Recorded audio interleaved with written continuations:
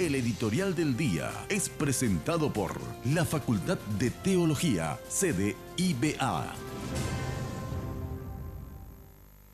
En octubre del año 2009, la Deutsche Welle emitió un programa muy interesante. Tal vez muchos de nosotros desconocemos el desarrollo histórico que el programa arriba mencionado detallaba. Se trata de cómo el cristianismo se convirtió en una religión del Estado romano.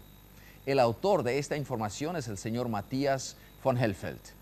Estaré usando gran parte de este material para relatar estos hechos tan interesantes que se dieron en el siglo IV después de Cristo.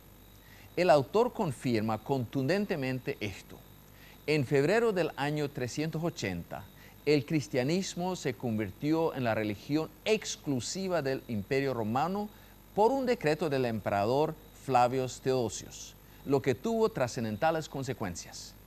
Este decreto unió las raíces judeo-cristianas del continente europeo con la cultura greco-romana. Hasta el Concilio de Nicea, en el año 325, la iglesia cristiana fue brutalmente perseguida, sus templos incendiados, y quienes profesaron la religión cristiana eran perseguidos y su patrimonio era confiscado. Particularmente bajo el emperador Diocleciano, de 245 a 316, se intensificó la persecución cristiana. Diocleciano quería revivir los viejos cultos paganos y que estos se convirtieran en la religión del imperio. Pero su política anticristiana fracasó y fue eliminada por su sucesor, el emperador Constantino, quien gobernó de 285 a 337. El aparato militar y el administrativo funcionaban bien en el Imperio Romano. Una zona de libre comercio había impulsado el bienestar económico. Los habitantes de Roma gozaban de derechos civiles, lo que promovía una creciente cohesión entre la población. Sin embargo, no había libertad religiosa. En junio de 325, Constantino intervino en un conflicto eclesiástico en torno a la pregunta por la doctrina de Jesús. Por dirimir entre las partes, invitó a los obispos cristianos a un concilio en Nicea, cerca de Estambul. No era la imposición del cristianismo como religión del Estado el objetivo del encuentro, sino sobre todo alcanzar una paz religiosa que estabilizara al imperio. Tras largos debates, el emperador Constantino decidió llegar a un arreglo. El acuerdo decía que Jesús era verdaderamente hombre y verdaderamente Dios. Una de las consecuencias de este acuerdo era que fueran suspendidas las persecuciones contra los cristianos. Para la iglesia cristiana la situación mejoró muchísimo y en febrero de 380 fue firmado un decreto con el que se declaró al cristianismo como religión oficial del Estado. También se estipuló un castigo a quienes practicaran cultos paganos. Este decreto entonces concedía no solamente un lugar preponderante al cristianismo, sino que también suponía la persecución contra quienes practicaran otra fe. Así el Imperio Romano en su totalidad pasaba a tener una nueva religión oficial tras 67 años de libertad de culto.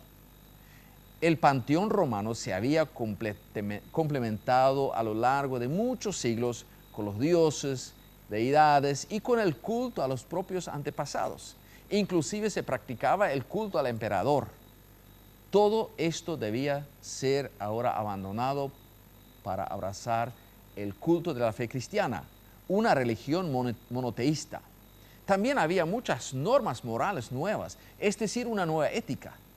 No es de sorprender que se protegió en la medida de las posibilidades a los ahora semiclandestinos paganos de la persecución y el acoso de los cristianos, porque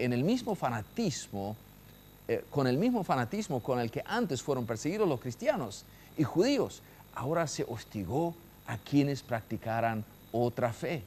La realización de cultos paganos fue considerada alta traición y los templos y lugares sagrados fueron destruidos. No obstante, aquel 27 de febrero de 380 se convirtió en un hito de la historia europea porque unió las raíces judeocristianas con la antigüedad grecorromana, una simbiosis que trasciende hasta la actualidad. Un ejemplo basta para describir este cambio. En el primero y segundo siglo, cuando se convirtió un soldado a la fe cristiana, dejaba el uso de la violencia en forma radical.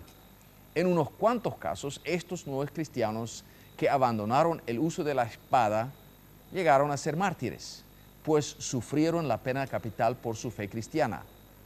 Una vez que la fe cristiana llegó a ser la religión oficial del Imperio Romano, el ejército romano aceptaba en sus filas solamente soldados que habían recibido el bautismo cristiano. A primera vista, este paso de llegar a ser la religión oficial del Estado romano parecía un gran logro. Finalmente, no más persecución y discriminación.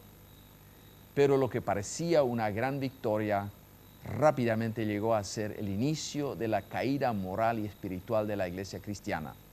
A partir de ahora llegó a ser una iglesia militante y violenta, no tolerante y corrupta. Ahora se encontraba en un constante conflicto con el emperador por el manejo del poder. Recién en el siglo XVI, en el contexto de la reforma religiosa, los anabautistas decididamente empezaron a separar de vuelta a la iglesia y al Estado. Y en consecuencia sufrieron una persecución igual a la de los primeros siglos. Pero gracias a Dios que la iglesia cristiana hoy sabe que no debe estar casada con ningún Estado o poder político. Su único aliado es su Salvador y Señor Jesucristo.